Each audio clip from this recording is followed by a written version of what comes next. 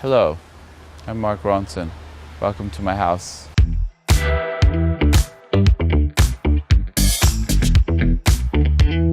We're in Los Feliz, Los Angeles, California. I moved into this place about 2.5 years ago. I walked in and pretty much the minute I saw this garden, I was like, this is really beautiful. And it's also, if you sort of have a fantasy a little bit about what Los Angeles is, it's certainly it.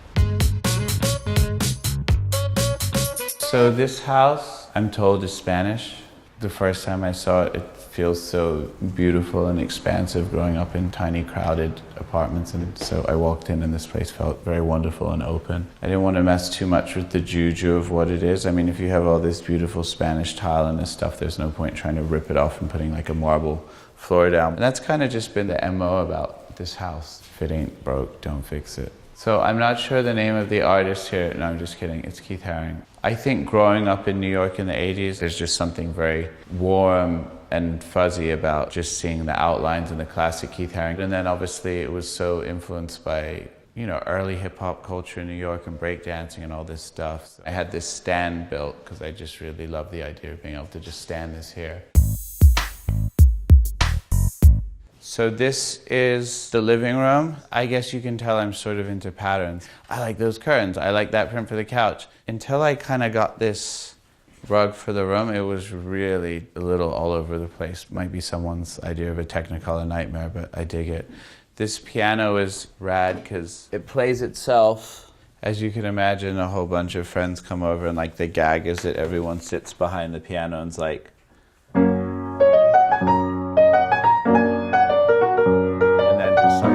walks off. It feels like every time I'm like killing a piano player. Oh yeah, all these things are, you know, in here are things that mean something to me or important for some reason. I don't know why, I've just always loved that. It's Judy Garland. I've always loved that one. That's my sisters, Charlotte and Samantha, me and Lady Gaga playing guitar. This is my favorite thing in here.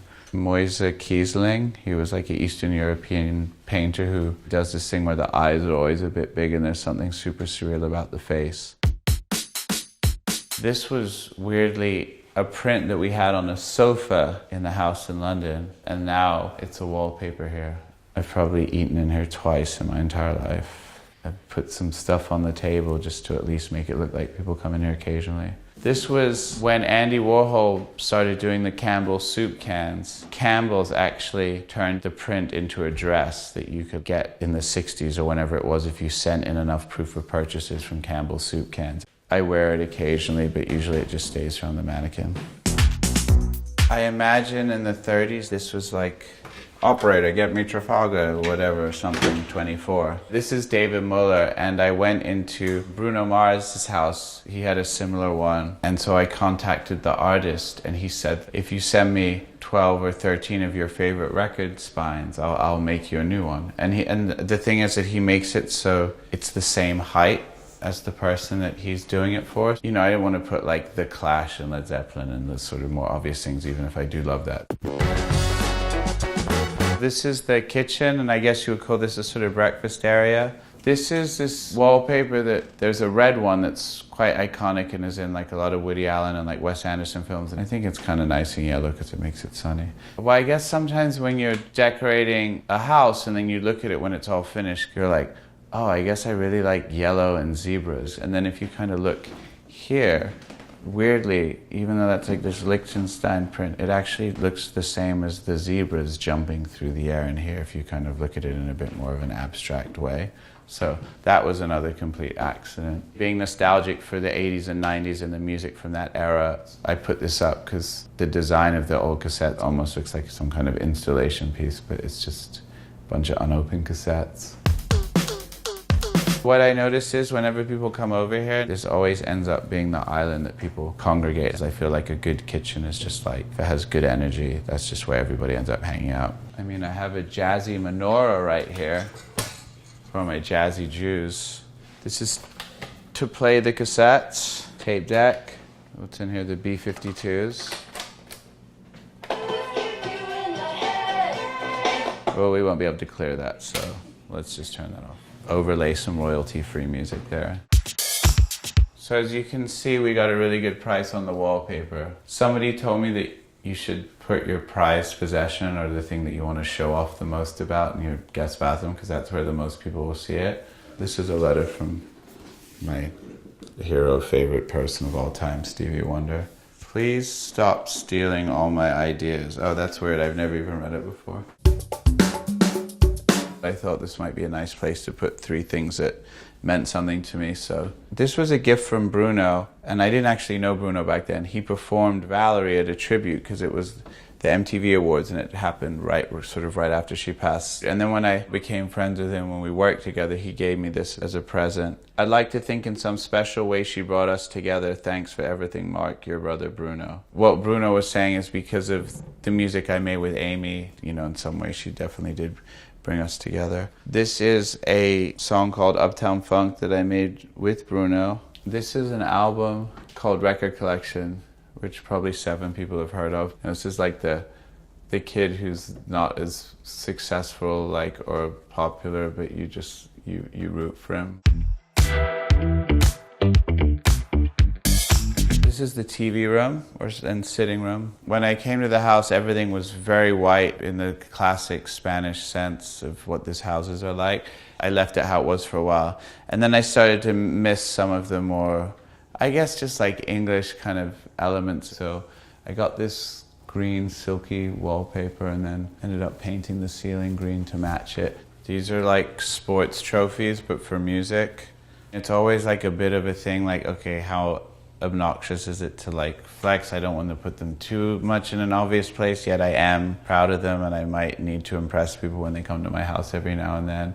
I should take that off. I got these in the mail as a present from somebody who said that I should put these pants on the Oscar to make it more presentable. And what's cool about behind here is they had all these, in the 20s during Prohibition, they had these secret hidden bars in the houses, so you would slide the bookshelf and then, drink your Manhattan or whatever it was. I also use it as a panic room. This was built, these record shelves, because records are probably the biggest mainstay in my life since I've been 18. And some of the records I can just even see in the shelf, and I can recognize from the spine and remember where I bought it, how old I was.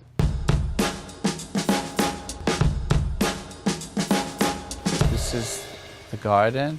I think it's probably the nicest part of the house. I mean, it was certainly when I came out here, and I think because of the fountains and the trees and all the flowers and everything, it almost feels like you're in some kind of European villa. This was designed by the guy, apparently, that did the Beverly Hills Hotel bungalows. So I guess this has a little bit of that old Hollywood charm, or that's what I read on Wikipedia. The guest house is actually really lovely. Its square footage is bigger than anywhere I've ever lived in my adult life. And then this is the patio, which is also one of the things I fell in love with. This is a cool Magnavox record player from the 50s. There's a lot of random record players all over this house, actually. And then that I found on eBay. It's not related to me at all. It's just a gas station sign. This is a friend of mine who actually used to be a rapper in this group called Plastic Little. In the Bauer song Harlem Shake, it is his voice saying Harlem Shake, which is actually the sample, which is very random. He's also an artist. The people who lived in the house before me had this as a kid's room, and so they had the Beatrix Potter wallpaper, so I just kind of liked it. It was cute, so I left it. I have a big family, so there's always people coming to stay with me from either England or New York or wherever, and friends and musicians and people traveling in and out of town, so it's nice to have a bunch of extra rooms that you can have people stay in. It's also nice when they leave.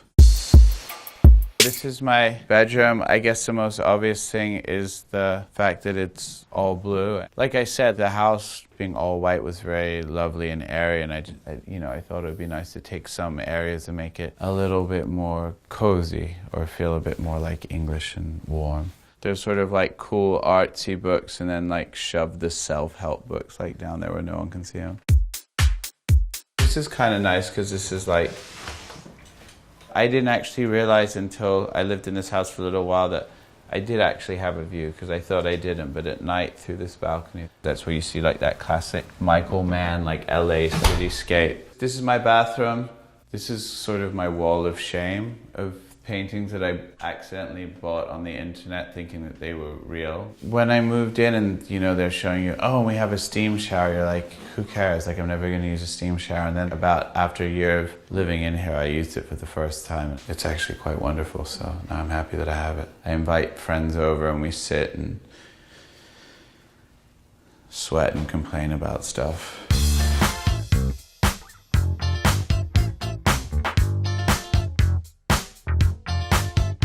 Thank you for coming. I hope you've enjoyed this tour of my house. I have to go to work now, so just excuse me. Thank you.